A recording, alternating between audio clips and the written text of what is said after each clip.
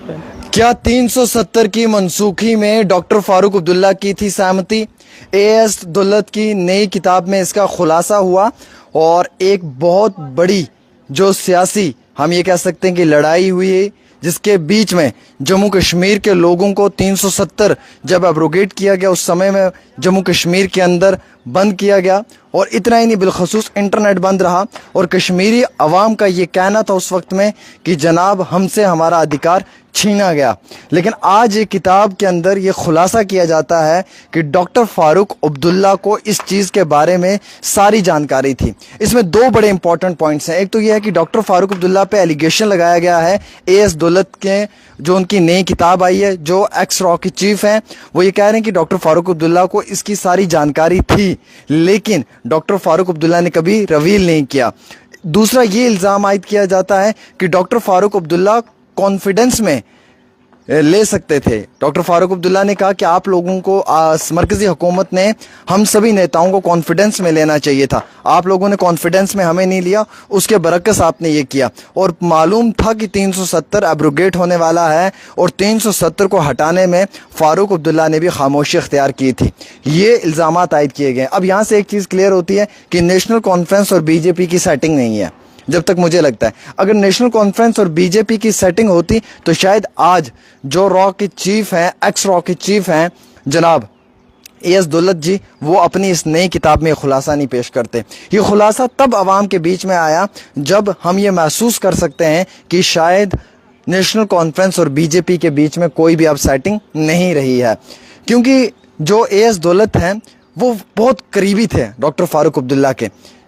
सियासी एतबार से भी अगर आप देखेंगे तो करीबी थे और परिवार के रिश्तों में भी अगर आप देखेंगे तो वो करीबी थे। लेकिन क्या जम्मू कश्मीर के अवाम के साथ जो ये एक बहुत बड़ा धोखा हुआ है, क्या जो अवाम ने अपना वोट दिया है, जो अवाम ने अपना नुमाइंदा चुना है, क्या इन लोगों को इस चीज़ के बारे में सब इंफॉर्मेशन पहले से ही थी? अब नेशनल कॉन्फ्रेंस ने इन एलिगेशंस को बेबुनियादी करार दिया, कहा कि जनाब ये कंट्रोवर्सी पैदा करने वाली बात है, अवाम की और नेशनल कॉन्फ्रेंस के बीच में मुखालफत पैदा करने वाली बात है, लोगों के साथ जो है वो नेशनल कॉन्फ्रेंस को बढ़ाने वाली बात है और बिलखसूस अवाम को जो है, पब्लिक जो है वो नेशनल कॉन्फ्रेंस से दूर करने वाली बात है। ये नेशनल कॉन्फ्रेंस कह रही है। सजाद लोन ने कहा कि जनाब ये इनकी मिली भगत है, ये पहले से ही सब हुआ है और ये इनके होते हुए ही हुआ है। वहीं दूसरी ओर जो कुछ लीडर हैं वो ये कह रहे हैं कि जनाब इस चीज़ की सारी इन्फॉर्मेशन जो है वो डॉक्टर फारूक अब्दुल्ला के पास 5 अगस्त 2019 से पहले थी। डॉक्टर फारूक अब्दुल्ला बिलखसूस जो है वो यहाँ से दिल्ली गए थे और वहाँ पे जो है वो मुलाकातें यूनियन मिनिस्टर के साथ भी हुई, होम मिनिस्टर के साथ भी हुई और प्राइम मिनिस्टर के साथ भी हुई है। अब ये किताब मैंने तो पढ़ी नहीं है, ना ही ये किताब अभी आपने प्रॉपर तरीके से पढ़ी होगी, लेकिन एक बहुत बड़ा जो एक हम ये कह सकते हैं कि न्यूज़पेपर है, उसकी जो न्यूज़पेपर उसने ये रिवील किया है, उस न्यूज़पेपर की रिसर्च के मुताबिक ये बताया जा रहा है। क्या ये जम्मू कश्मीर के लोगों के साथ धोखा हुआ?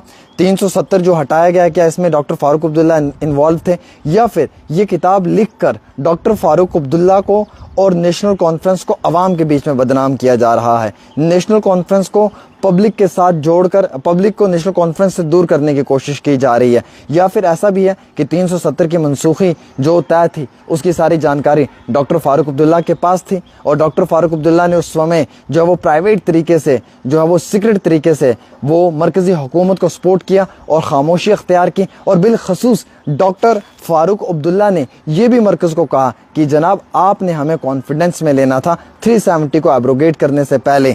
चलिए अगर आप 370 को एब्रोगेट कर रहे हैं तो ये इंफॉर्मेशन डॉक्टर फारूक अब्दुल्ला तक पहुंचा दी थी। अब कई सारी चीज़ें ऐसी हैं जिनमें हम वन साइडेड रिपोर्टिंग नहीं कर सकते हैं एज ए जर्नलिस्ट। अब मैं सारे इल्ज़ामात ये नेशनल कॉन्फ्रेंस पे लगा दूं कि जनाब डॉक्टर फारूक अब्दुल्ला ने क्या इसमें रोल था, जब 370 हटाया डॉक्टर फारूक अब्दुल्ला जिम्मेवार है, तो मुझे लगता है कि मैं सबसे बड़ा जाहिल और बेवकूफ़ हूँ। और अगर मैं ये भी कहूँ कि डॉक्टर फारूक अब्दुल्ला की गलती नहीं थी, तब भी मैं जाहिल और बेवकूफ़ हूँ, क्योंकि मेरे पास इसके हवाले से कोई ख़बर नहीं आई है, मैंने कुछ पढ़ा नहीं है, मैंने खुद जाकर बहुत क्लोजली मॉनिटर नहीं किया है, ना उस टाइम 2019 की सिचुएशन के हवाले से मेरे पास कोई रिसर्च है। मैं सिर्फ एक अखबार की की जो रिसर्च है या जो एक अखबार ने रिवील किया है, मैं उस अखबार के उस भरोसे के ऊपर ये बात आप तक पहुंचाने की कोशिश कर रहा हूं, जैसे कि सारी मीडिया आप तक इस वक्त पहुंचाने की कोशिश कर रही है।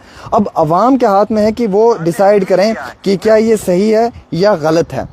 देखिए, 3 चीज़ें बड़ी इंपॉर्टेंट होती हैं हमारे प्रोफेशन में। देखिए, हमारे प्रोफेशन में सब्जेक्ट भी इम्पॉर्टेंट है, ऑब्जेक्ट भी इम्पॉर्टेंट है, और उसके साथ साथ इम्पॉर्टेंट है कि मैं जो बात कर रहा हूं वो बात किस हद तक सही और दुरुस्त है। 3 चीज़ों को लेकर खुलासा होना बड़ा ज़रूरी था। पहला तो ये कि 370 की मनसूखी में फारूक अब्दुल्ला की सहमति थी, एक्स-रॉ चीफ AS दौलत का बयान उनकी नई किताब में। दूसरी बात यह कि फारूक अब्दुल्ला की सहमति के बाद तोड़ा गया 370। दूसरा सवाल यह है। तीसरा सवाल, फारूक अब्दुल्ला की थी रजामंदी क्या 370 को हटाया जाए। चौथा सवाल ये, क्या कश्मीर के लीडरों ने कश्मीर के अवाम को धोखा दिया। चौथा सवाल ये। अब ये सवालों के जवाब आपको देने हैं क्योंकि आप पब्लिक हैं। अब 5 सवाल और आते हैं इसमें। पहला सवाल ये कि क्या नेशनल कॉन्फ्रेंस के और जम्मू कश्मीर की आवाम को दूर करने की कोशिश की जा रही है। क्या उमर अब्दुल्ला की सरकार को गिराने की कोशिश की जा रही है। क्या पब्लिक को एंटी नेशनल कॉन्फ्रेंस बनाया जा रहा है। क्या पब्लिक को जो है वो नेशनल कॉन्फ्रेंस के खिलाफ करने की कोशिश की जा रही है। क्या फिर जो मैंडेट नेशनल कॉन्फ्रेंस को मिला है उस मैंडेट को गिराने की कोशिश की जा रही है। ये भी 4-5 सवाल बन गए। अब जो मैंने 5 सवाल पहले पुट किए उनके जवाब कौन देगा। आप तो दे नहीं सकते, मैं तो दे नहीं सकता, क्योंकि हमारे पास कोई रिसर्च नहीं है, कोई वाइट पेपर नहीं है, कोई अखबार नहीं है, कोई इस तरीके की महत्वपूर्ण जानकारी नहीं है। हाँ, हमारे पास एक्स-रॉ चीफ जो AS दौलत है उनकी किताब है, जिस किताब में लिखा हुआ है और जो अल्फाज लिखे हैं वो अल्फाज मैंने आपको पढ़कर सुनाए हैं। अब जो एक्स-रॉ चीफ दौलत हैं वो फारूक अब्दुल्ला के बहुत करीबी हैं, सियासी एतबार से भी करीबी थे, यानी कि वो ब्यूरोक्रेट थे, वो एक बहुत बड़े हिंदुस्तान की एजेंसी में काम कर रहे थे और फारूक अब्दुल्ला चीफ मिनिस्टर रहे हैं। फिर ख़ानदानी तौर के ऊपर अगर आप देखा जाए तो इनका करीबी रिश्ता था, एक दूसरे के घर आना बैठना, हाई टी पे बात करना, ये सब भी रहता था। तो ये कई सारी इंपॉर्टेंट चीज़ें हैं, ये समझना बहुत मुश्किल है। अब कुल मिला के मुझे ये समझ आ रहा है कि सब गोलमाल है भाई, सब गोलमाल है, यानी कि जो भी है वो गोलमाल है, उसमें हकीकत कहीं पे नहीं है। अब गोलमाल क्या है ये समझना आपके लिए और मेरे लिए ज़रूरी है, लेकिन इस समय जो ये बातें की जा रही हैं क्या ये बातें दुरुस्त हैं या नहीं हैं, इसकी जानकारी आप लोगों को भी लेनी ज़रूरी है। लेकिन इल्ज़ामात आयद हो चुके हैं कि फ़ारूक अब्दुल्ला को इन सब चीज़ों का मालूमात पहले से थी। फ़ारूक अब्दुल्ला को मालूम था कि 370 को हटाया जाएगा और फ़ारूक अब्दुल्ला के होते हुए ये सब चीज़ें हुई हैं। तो क्या आप भी इस चीज़ से सहमत हैं? अगर आप इस चीज़ से सहमत हैं तो आप अपनी राय दें, और अगर आप इस चीज़ से सहमत नहीं हैं तो भी आप अपनी राय इस पर ज़रूर दें। एक छोटी सी रिपोर्ट आमिर सुहेल के साथ।